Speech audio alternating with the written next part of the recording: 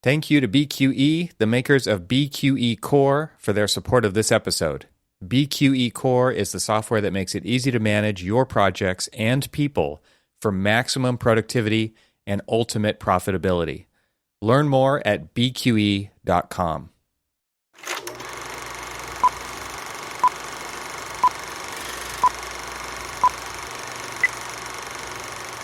So, quick question. Have you ever worked summer hours? Like worked at a place that somehow observed a different working hours than the rest of the year during summer? Yes. Huh. I'm trying to think. It may be my very first job, which was a car wash. But professionally, no, I don't think so. Yeah. So, first job that I had in Maryland when we moved here, they did observe summer hours. So when I came into the firm, it was summer hours. However, because is this an East Coast thing? Well, okay. Because the West Coast, it's always summer. I was going to say, so the reason I bring it up is because as we're moving into the next phase of the project I'm working on, we're starting to set up internal coordination meetings with our engineers and everything else. And they're just like, don't forget, we are on summer hours. You're like, and like, you got out your pen and paper. You're like, what firm? What's the name of this? How do I apply? Exactly. So it's either, they work. I'm sorry, we observe architecture hours, which is you just work all the time. Exactly. So I actually had put into our Zoom chat with all of the PAs on the project as we're setting up all of these meetings. Make sure you guys stay away from setting anything up with our engineering team on Fridays. And they're like, well, why? I'm like, well, they're, observing summer hours. Everybody knows nothing happens on Fridays anyway. Yeah. Jeez, come on, people. Well, they're still working their 40. They're either going to do 4 days of 10 hours, or they're going to do 4 days of 9 hours and then leave at noon on Friday. And then one of the PAs spoke up and she's like, oh, my husband's firm, they do the same thing. And so we're like, this is a thing. I was just like, well, we are an ESOP, so we are co-owners of the firm, so we could decide this. Why, let's start a revolution. Yeah, that's how ESOP work. That's how we solve everything, right? Through revolutions. Yeah. But so I was just like, well, that is a welcome relief to what we do, which is 5 days of 16 hours or 7 days of 15 hours. And they're like, wait, that math doesn't work out. I'm like, does the math on this project work out? No, it doesn't cleanly divide. Yeah. No. Jeez. I do know of a company. I think it's, I'm just trying. I know of a company, specifically which company.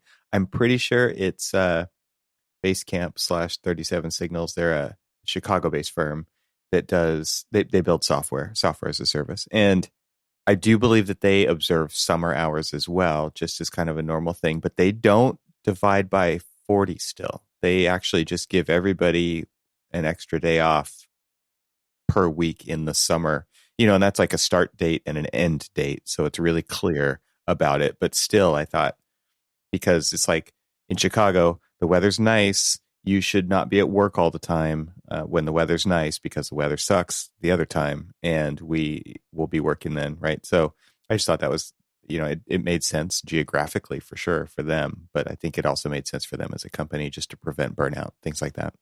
The funny thing is that, it was being initiated by our engineering team and the particular project director who's in Chicago. So oh, really? Maybe maybe there's a thing there. Maybe Chicago just wants to get out and enjoy the sun. Because they don't see it all the time. Yeah, exactly. It's exactly it. It's got to be wicked cold there in the winter. And I did talk to somebody in Chicago a few months ago, and it's like, how's the weather, right? The small talk. And it's like, you don't want to know. Like, don't ask. Right. Bone cold. Like, yeah. What do you expect to hear? I don't know.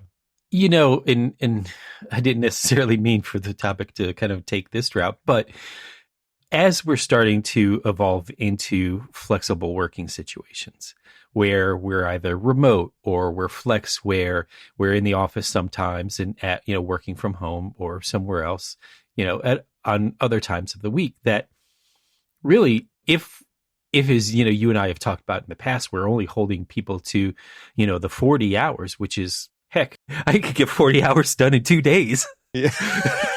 So obviously we know that our work week is not going to be done in 2 days, although I have been pretty well done with a work week in 2 days. Yeah, right. Depends how you look at it, right?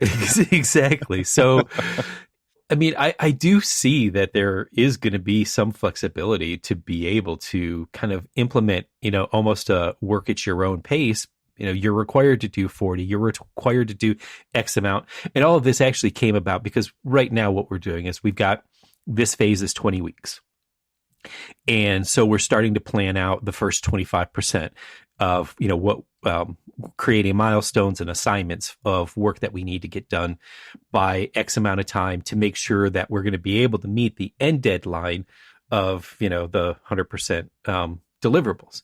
And so there's some really like front end loaded heavy lists that, then start to taper off as we get close to, like, say, the 25% and then the 50% and things like that. That's not how it works. Well, that's when you start throwing more bodies at it and overworking because of all of the technical debt you've accrued on the way there. Well, that's true. Let me at least kind of clarify it a little bit.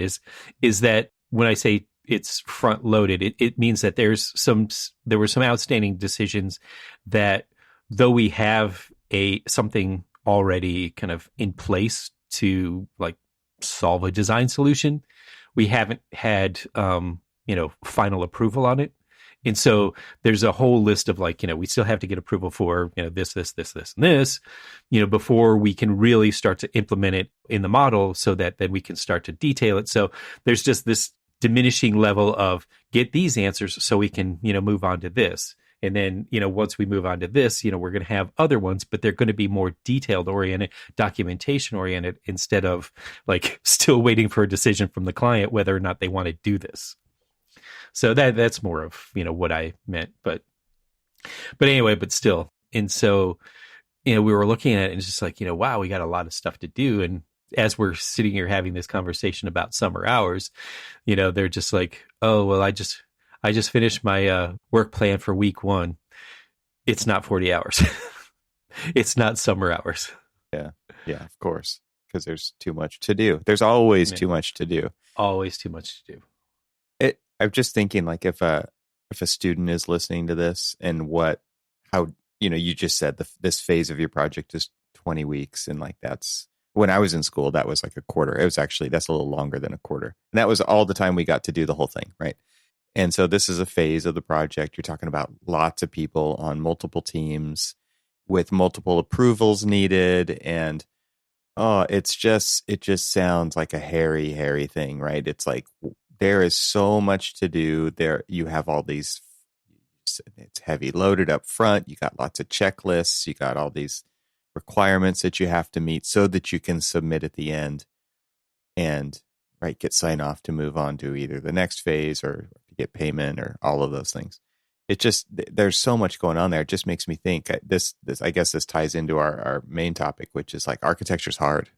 There's so much below the surface of the final product. And I think anybody who makes things knows this kind of inherently. And by things, it could be a building, but it could also just be a product. And I think about, like, we've talked about this before, right? You got an iPhone in your pocket, and all you see is that final thing, and you expect it to work a certain way, and it can surprise you, it can delight you, it can piss you off, like all these things. But like all of the stuff that it took to actually make that thing is completely hidden from the majority of people on the planet who are not wired that way. They just buy the thing at the end, right? And I think people do associate architecture with being a thing at the end that either works or doesn't, is beautiful, is not, provides a great experience, or doesn't, like, right? It doesn't I'm not really talking about that part of it, other than it just being the thing that we use.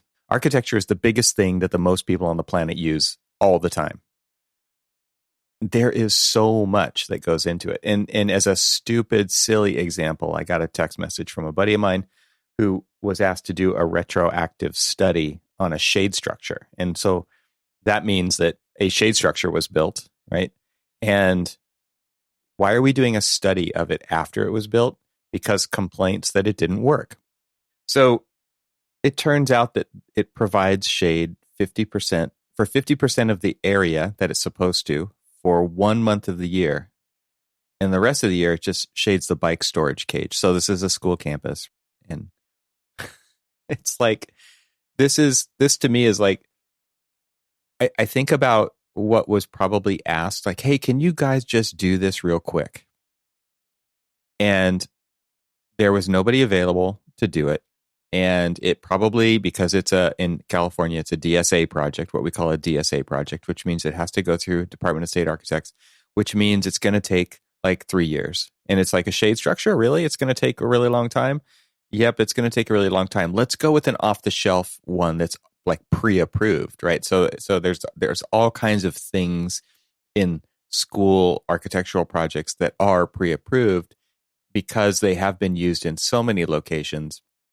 And DSA has seen so many of these things, right? That, yep, we know that already works, and we don't need to kind of go over it with a fine-tooth comb like they do with every other aspect of a project.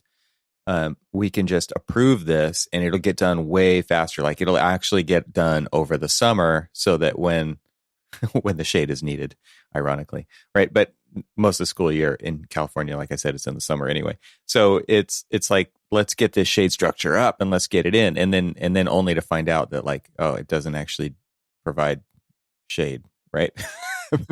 I was like, my question was like, well, who did it? It's like 2 CA guys who are no longer with the company.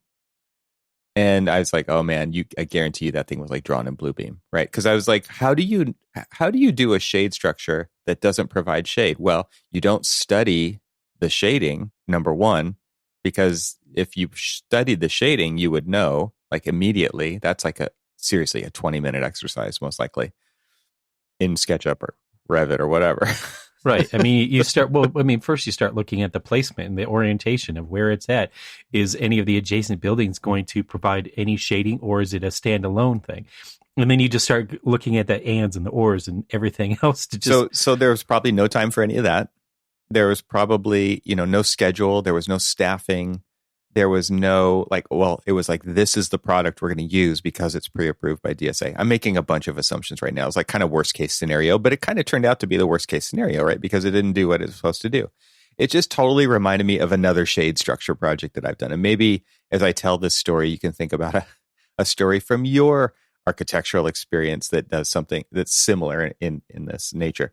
So I did a shade structure, a study for a courtyard of a existing school campus. And all of this, the story is to kind of just reinforce that architecture is hard. And this is like the stupidest example, right? Because it's like, what do you mean? It's just a shade structure. It's just going to go like out in the middle. It's just going to go over the lunch tables and we're going to be done with it. And okay, first of all, as a designer, you know that it's not just a shade structure. Right? It's a very unique boutique. It's got to look good. It's got to be all the things. It's got to perform. It's right. This is just channeling my inner designer here because that's what I did. So yeah, okay. I built a 3D model of it real quick of some different options, different areas. And one of the things I told my buddy was like, that shade structure probably needed to be 5 times the size that it was supposed to be to provide the shade, right? Because it doesn't make sense to like buy a little shade structure and move it 20 feet away from the tables so that it actually shades the tables, right? Because that's kind of what would, if it was like 100% footprint of tables that it needs to shade and you put it directly above, well, yeah, like on June 21st at noon, it's going to work, right? Like it's going to work for that 1 hour of that 1 month. Right. So they need to be big. And is there a budget for big? Probably not, right? So like, there's so many things kind of playing at this because, talk about cost for a moment, like these shade structures, these pre-approved shade structures, Like you would think, yeah, I can go to Home Depot and build something for my house over the weekend. It's going to cost me like $300. Like seriously, we're talking like 50 grand plus the install, plus shutting down a piece of your campus for a few months. And all of this stuff plays into that, right? It's pretty insane, like the actual costs and the things that have to be done to make it sure it happens.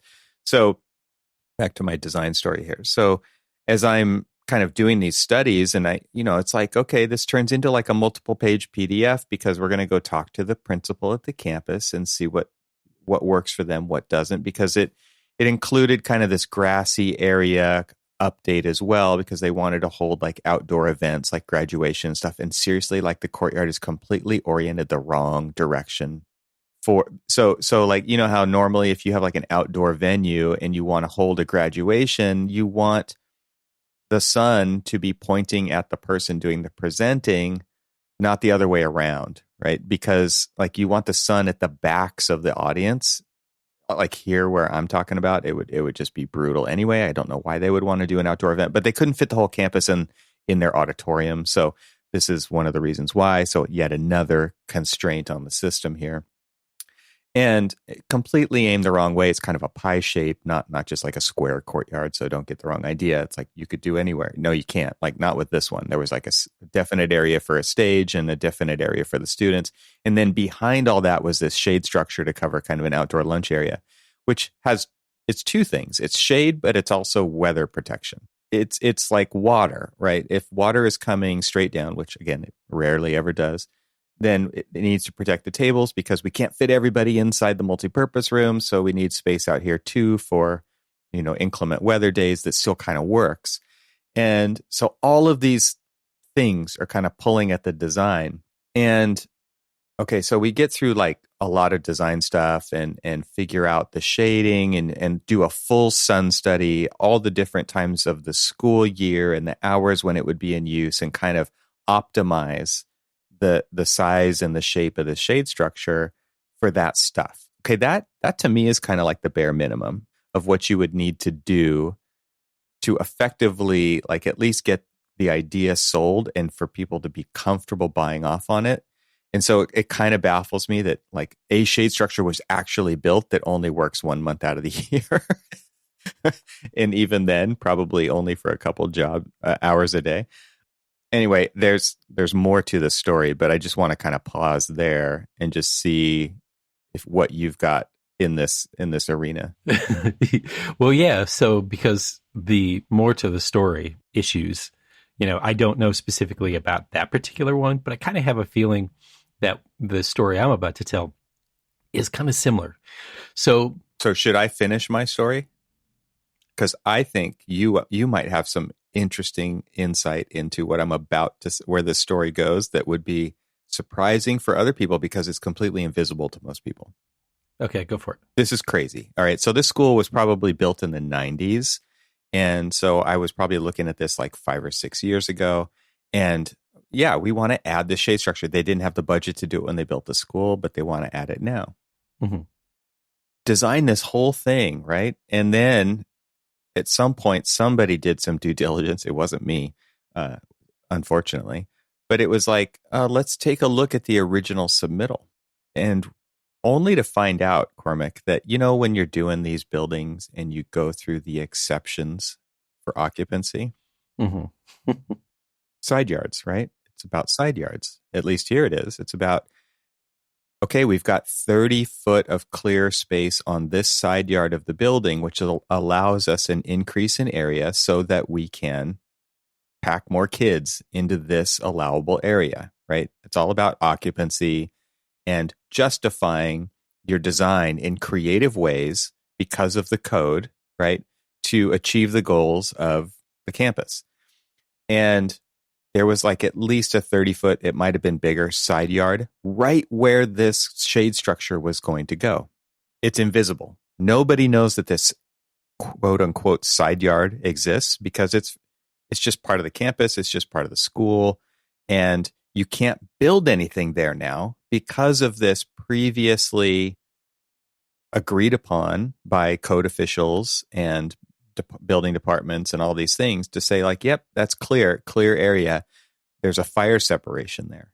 And again, this is like an invisible line, right? It's like a fault that you walk over, and there's an earthquake one day, and it's like, holy crap, I didn't know that there was going to be a chasm here the next day, right? It's like, it's just this invisible thing that they exist all over the place, but we're not aware of them. And so what do we have to do now? Well, we need to fully sprinkler this shade structure. Not only do we need to fully sprinkler it, we need a water deluge system on this edge of it. Guess what? That project never happened. No shade for you kids. Sorry. The principal told us we were getting a shade structure.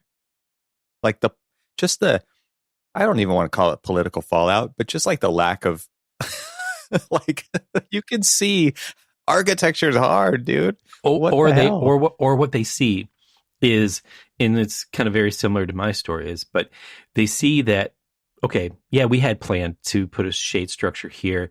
Didn't do it during the initial construction, so right. It wasn't really. It would have been part of that building. Yeah, it would have been part of that building, and it wouldn't have cost the same amount as what it's costing now. And so now, as they're starting to see the cost go up because of it being a retrofit, and you've got the deluge system, you've got all these other constraints that you've got to kind of hoops that you have to jump through. Now you're actually getting to this, like, oh, it's a lot more expensive than that, dude. It wasn't just a lot more.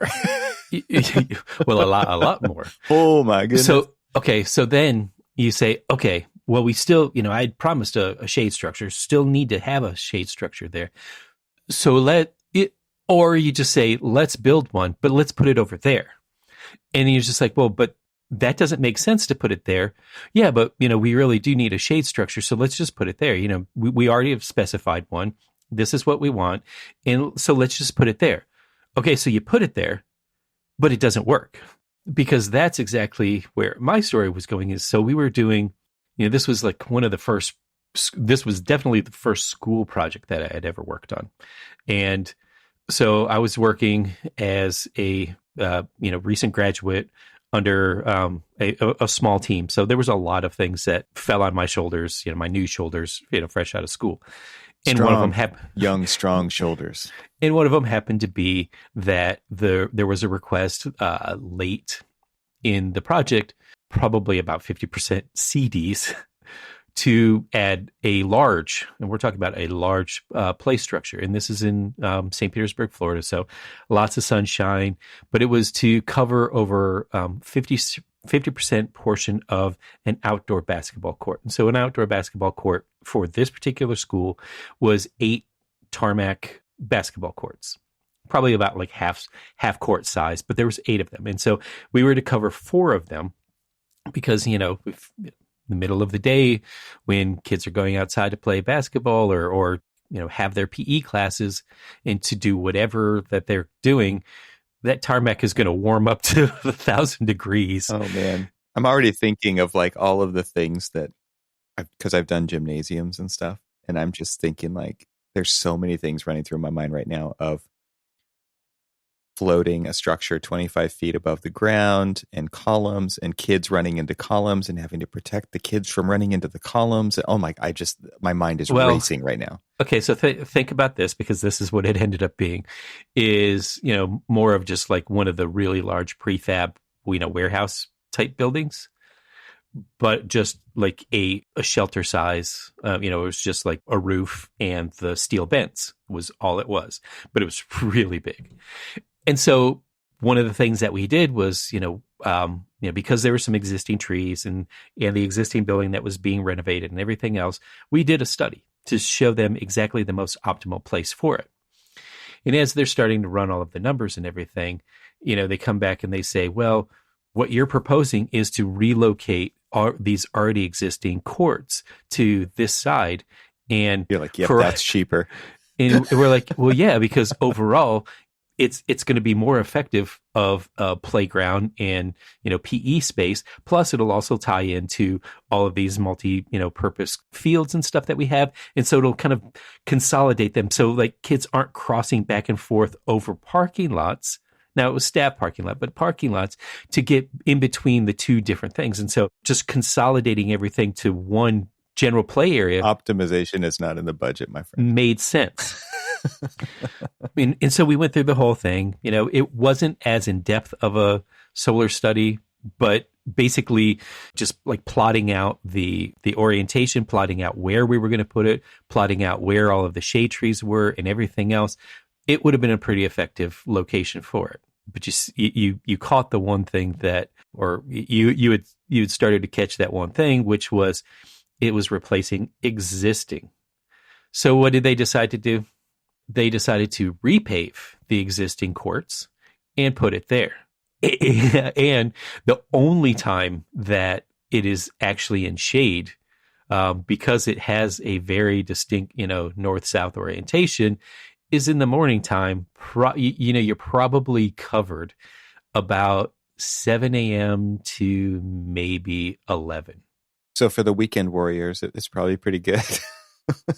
Who go use the courts, but not for the actual students who are going to school there. Exactly. So for the actual students, oh my gosh, the whole purpose of this shade structure was exactly was defeated, from the get-go, because we did all of this work. Now, also think about the abortive work that we did, that you did, that, this other team did. Yeah, exactly. That's totally a valid point worth bringing up. It's like we did all this stuff and it went nowhere, or they did it wrong.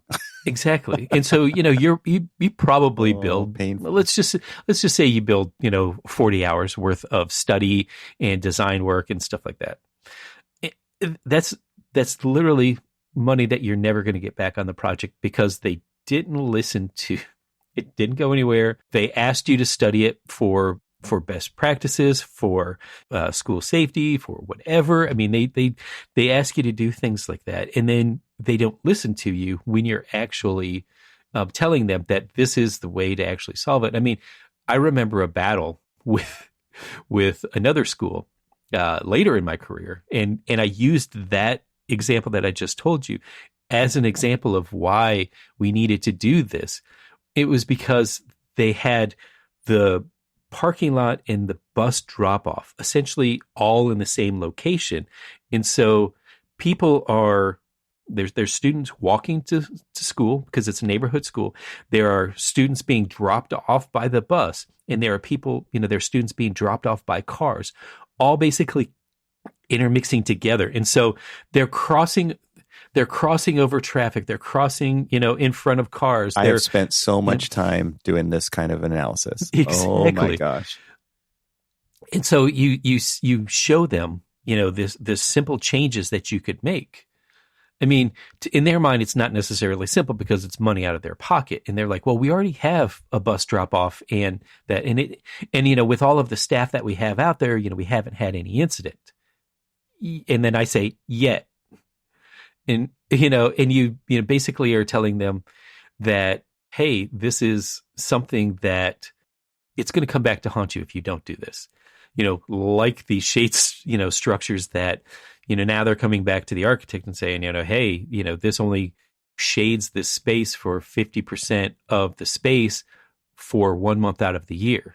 And it's just like, well, if you would have put it where we had told you to put it in the first place, we wouldn't be having this conversation. And who even knows anymore, because that was 15 years ago by a completely different team, and none of those people are around anymore. And none of this is documented very well because we have an archaic system of, we just keep these decisions in email and et cetera, et cetera, et cetera.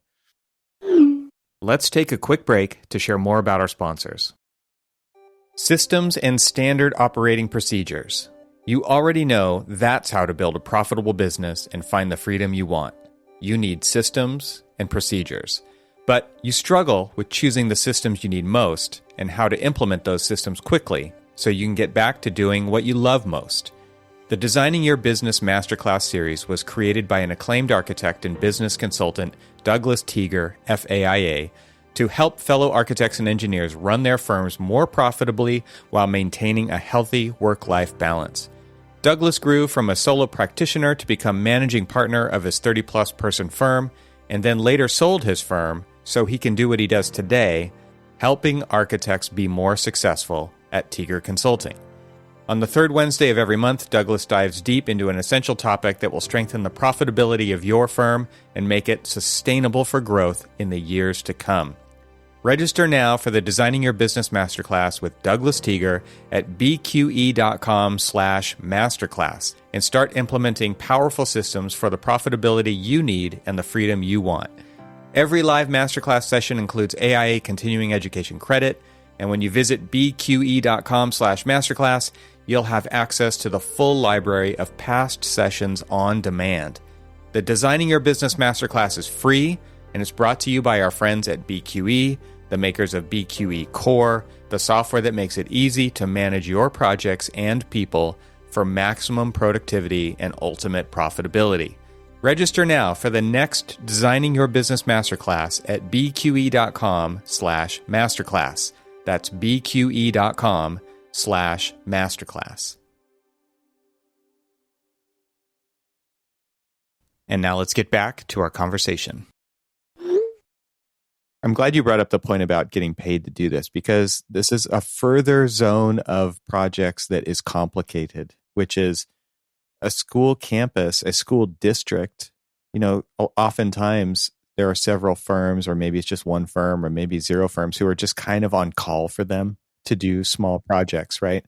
And there's a short list, and it's like, you want to be that firm, right? Because that's ongoing work for the same client, and it makes sense because you've adopted their standards and you know all of this stuff, and you've got the relationships with the people, and so when they call you up and say, hey, can we want to do a shade structure, and you do all that work and it doesn't go anywhere, and yeah, you don't bill them, which sucks. Like, but you want the next project with them. Right. And because you're hoping, like I worked for a firm. We were the on-call for, like, rooftop units and roofing and things like that, as well as in the rotation for the big projects. It's like, hey, Evan, you're next in line to do this big revitalization or modernization of, this school. And you're like, okay, I will take these little projects because I know that, eventually when that $25 million, $30 million project is right around the corner, we're up next. Or, we're in play for that project. And so you do things like that. But those little projects sometimes, like, let's take, for instance, this one that you started with. If Evan's firm can't even put a shade structure in the right location, then, why would we want him to do, a renovation of a school? Even though they don't see that, the decisions were this joint decision. And it was this, monumental, task of, like, we talked about with, the deluge system and all this cost and all the logistics and everything else that went into the decision to not put it where it was suggested to go, is kind of falls on their shoulders. Of course it does. Yeah. But it's your fault. It's your fault. Yeah, totally. I think about, like, the amount of time that was given in our kind of what I'll just call a shade structure study. Probably took a couple of weeks to do all this stuff, just to study. Just a couple people full time for a couple of weeks, and how we couldn't bill for that, and the perception on the school district side of the amount of effort that actually takes is probably pretty different than what it actually was, right? Because on their side, on the school itself, it was just a principal for like 1 hour twice. Maybe it was that. Maybe that's the amount of time that she had for us. And so that's kind of the perception of how long it actually took, I think.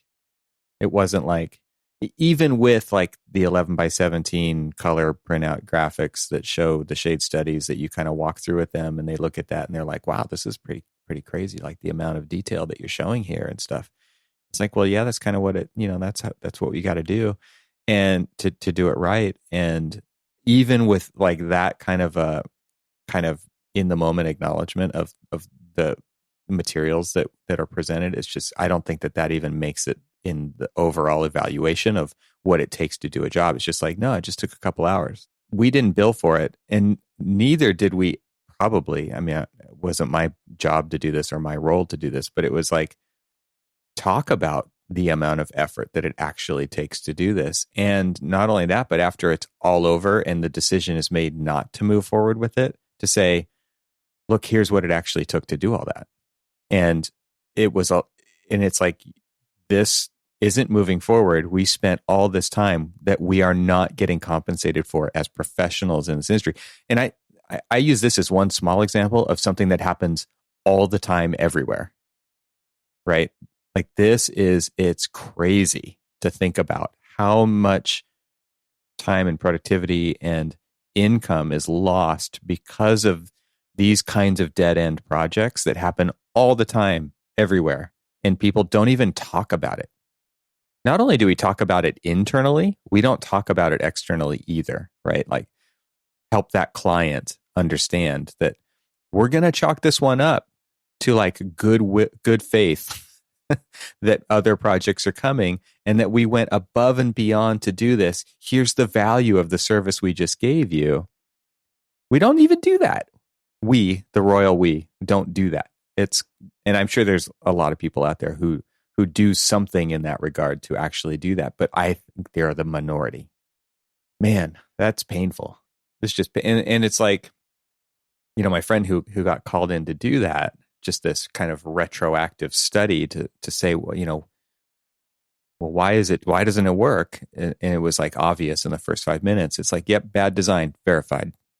But, you know, because, you know, they're going to be the client's going to be the first one to say, well, this is errors and omissions from, you know, the architect. And that's when I, you know, kind of go into the reactionary mode of like, okay, hold on now. Who actually made some decisions here? Who made the decisions? What were the constraints? To use this particular shade structure as well as put it in its location. And, you know, because if it was just, you know, the architect making the decision, well, then yes, it's on them. If it's a couple of CA guys who just want to get out of CA and, you know, move on to like the next project or whatever, and aren't traditionally designers, or they skip the steps of doing all of the actual, like, you know, preliminary work of designing it and you know, doing the studies, right? Okay, then yeah, it's on them. But I mean, I'm sure right there the thing was like, we're not interested in figuring that part out, whose fault it is. Because it looks bad either way. If it's a school, they're not going to want to hear that. If it's us, we're not going to want to let them know. What a mess. What a mess. And there's bad design like this all over the place. And it's funny, like you think about a school and how, let's just say architecture in general, probably 99% of quote unquote architecture does not have an architect's name attached to it. Right? And that's probably a good thing. In a case like this, that's a great thing. Right. Who do I blame for this crappy design? And the fact of the matter is, like, this is a team sport and there are so many people involved. Typically, like, just coming at it from a design angle, when you're doing the design and you're working with these multi-headed client user groups, those are the people who will never, ever, ever use this facility. Not only are they probably in an administrative role in a different facility across town, of course, they want to do a good job for the people who actually are going to use it, but they don't actually use it themselves. Or the projects take so long that they've moved on to some other job in some other district. And like, it's never coming from the actual users. And then you think about it from a school standpoint, it is going to be around for the next 30, 40, 50 years, right? So you're talking about future people who are not here today having to live with the decisions of those who are at the table right now. I guess it's because of the permanence of architecture, it's really difficult to foresee the future. We can't even do it like on a day-to-day basis. Like, I can't tell you what's going to happen in 3 months. It's a crystal ball, right? But it always defaults back to that very favorite request of mine from a client is to future-proof something. Future-proof it. Yes. School of tomorrow. I think you brought up in the last episode, like the school of 21st, the learning environment of the 21st century. The 21st century school. Yeah.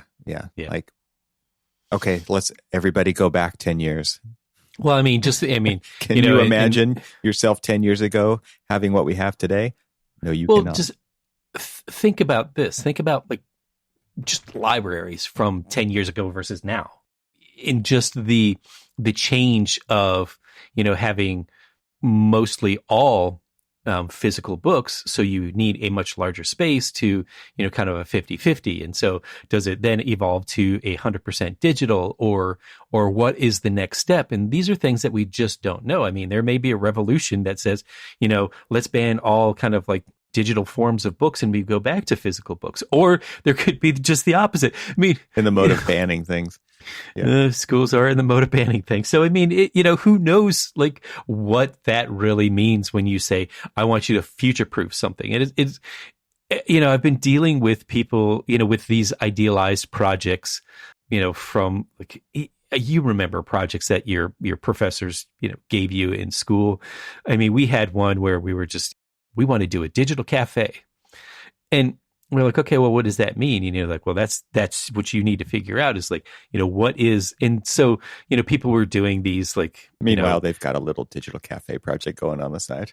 Yeah, well, probably, but it's, it's just like, they have these like, these questions about, it's just like, well, you're not thinking hard enough. I mean, do you really think that a cafe will be like this, or that, the digital, like, how are we going to be doing digital in the future and stuff, and I think about it then versus like where we are in reality now. It's like, this was way before the iPhone. This was way before those types of devices like the iPad or things like that, where it was completely changed the game, where, we were thinking about these, like, you go into this room and it's this like, digital walls and all this. Yeah, it's big screens and giant CRT monitors. Right. And, it's just all of this other stuff. And it's none of that.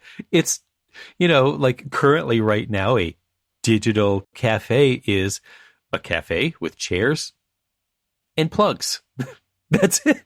And Wi-Fi. I mean, that's literally it. They're just, could you just imagine if I proposed the future proof of a cafe back then to look like one now?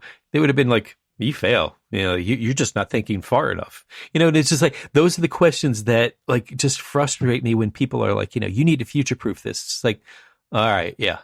That's when you just go back to like 1969 and watch 2001, and it's like, we actually have devices that were in that movie now, right? There's a quote by Bill Gates that is interesting to me, like thinking about this, and it says, most people overestimate what they can do in 1 year and underestimate what they can do in 10 years. And that to me, like, really speaks to kind of the things we're talking about. How fast can you do this? How much it's going to cost? I need it right now. And it's like, well, it's going to take this long. It's like that's a long process. But then in 10 years, like, you can't even imagine what that future is going to be. You can't even imagine it. Like, school of the future, library of the future, cafe of the future. We have no idea. Like, if you go back to 2007, when everybody had a flip phone or a candy bar phone and was texting by pushing the number 3 8 times to get to the character that they needed, right, in the string of characters, versus what you had 10 years later, it's insane, right? Like, I found my 2007 phone. Did you? Just before I got my iPhone. Yeah. What is it? Mine was a Palm Trio 650. You had all the keys. I had all the keys. Yeah, I didn't have to I didn't have to press squat. I even had a stylus. Did you file down your fingertips to push those tiny buttons? Oh, God, that sucked. Type on that little keyboard. Big meaty hands, and you're just like, damn it, that's not what I meant. Right. The delete key, like the little indicator on it's worn off because you use it so much. Mm-hmm. That's right. I that I do the ACE mentoring program with high schoolers, and so at the end of the year celebration, we were all just kind of like sitting around, and of course I'm sitting with all of the students, and I look over, and every single one of them are having a conversation with each other that they're sitting right next to on their phone. And they were just like, well, so I pulled up a picture because I had just found it. And so I had taken a picture of it. I don't remember if I sent it to you or whatever, but I had a picture of the Palm Trio. I was just like, this is what I had just before the iPhone. And the look on their face was just like, like shock and awe that there's just like, how did you do anything that with a device like that actually existed? Yeah. Right. What are you talking about, man? It looks like a TV remote control but actually, I guess from today. But all the buttons. But But back to your point of like this vision of, 1 year versus 10 year, and bringing it back to kind of like the architectural thing, we have this conversation with the clients. It's just like, okay, here's your big picture idea of everything that you want in this school right now. But then you start to like, look at it with your budget. And then you start to realize it's like, okay, well, I can't afford this. I can't afford this. Can't afford this if I want this, this, and this. So let's go ahead and do 100% CDs on everything, including all of the things that we can't afford. But then, Mr. Contractor, let's do a line item for those that, those are future. And then when the future does come, when you do want things like that, people are a bit shocked that one, the contractor can't hold that price that they gave them 10 years ago, because it's been 10 years. Those are the things that the conversations that we have with people about, this whole future proofing of things. It's just like, you do it now, it's going to be X. You do it then, it's going to be Y, and Y is going to be a whole lot more expensive. There's multipliers involved with Y. Yeah. Exactly. Because it becomes a separate project, it becomes all of this, and it just like there's so many like, and you sit down and you tell them that, and they're like, okay. Yeah. Well, we're still going to one ear out the other, right? Exactly. Not my problem in X number of years anymore. That's another issue. I mean, oh my gosh. Yeah. Do you know how many times I've heard I'll be retired by yes. Oh, and that is a brutally honest. Yeah. It's just like, out. Yeah. I don't care because I won't be around for when that, comes around.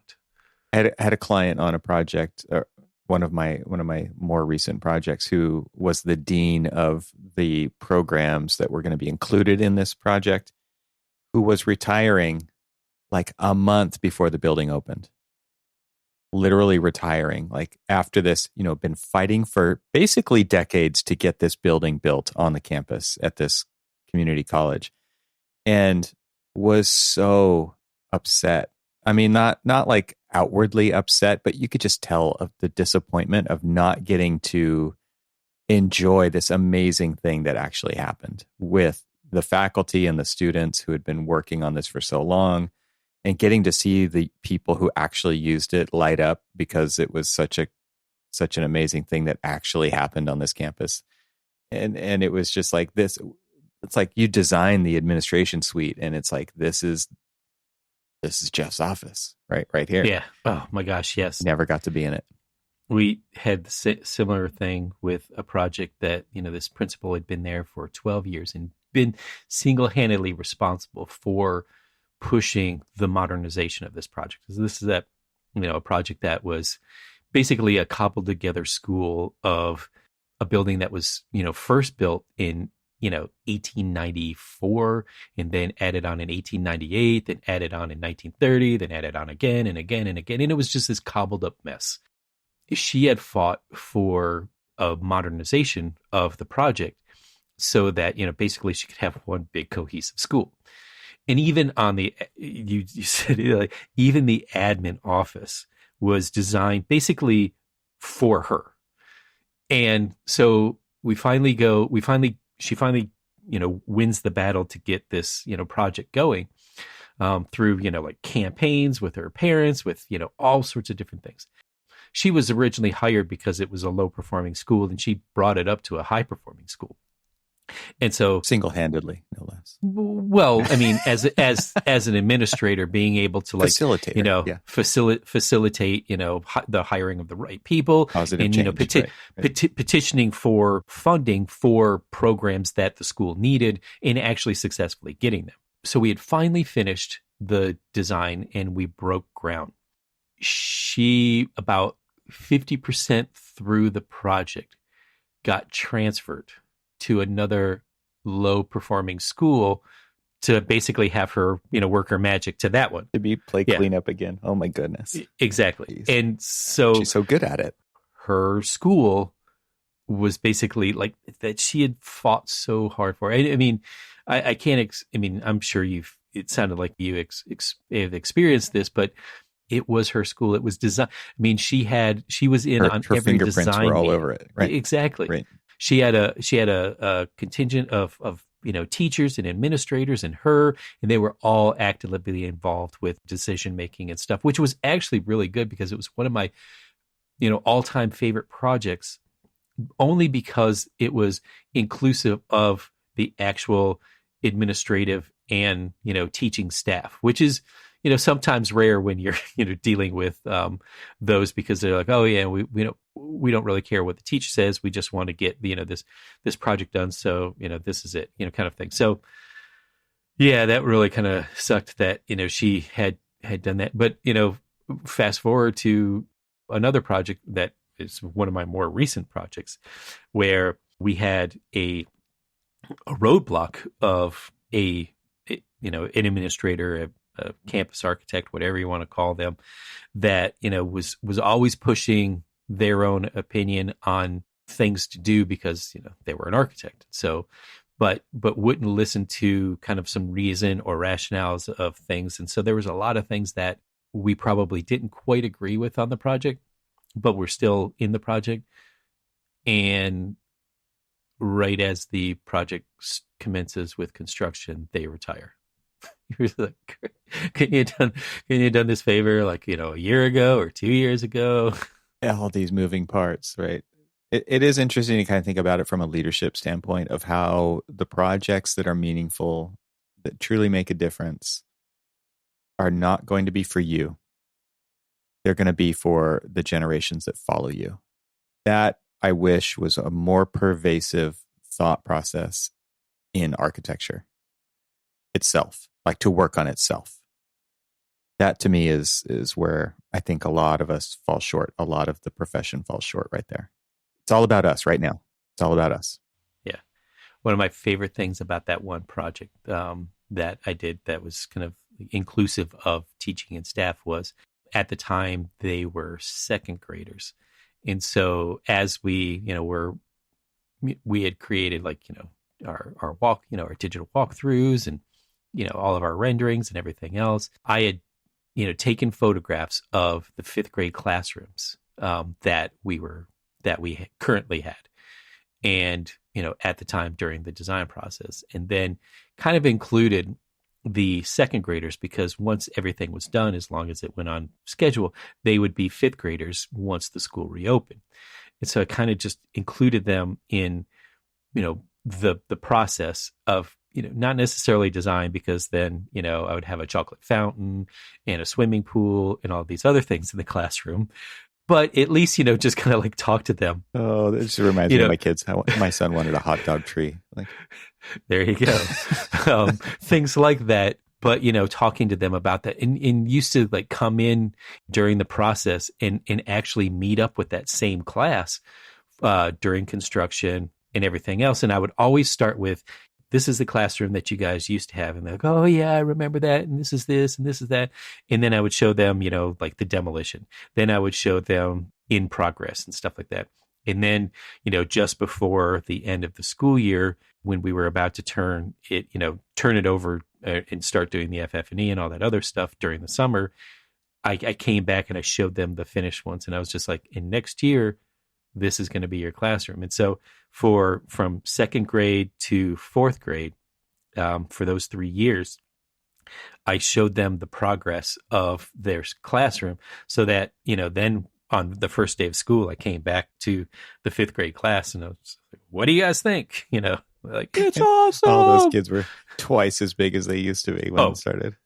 Absolutely. Yeah, and it was just kind of amazing to see them, be able to be a part of the process, which is very, as very, very rare. Yeah, totally. I mean, even engaging students over and over throughout that process is totally rare right there.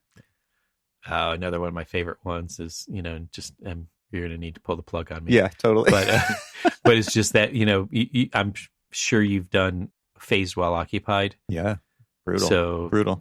Oh, absolutely. But what we would do is we would actually put and made it known to the contractors to keep it all clean, but in many ways of that word.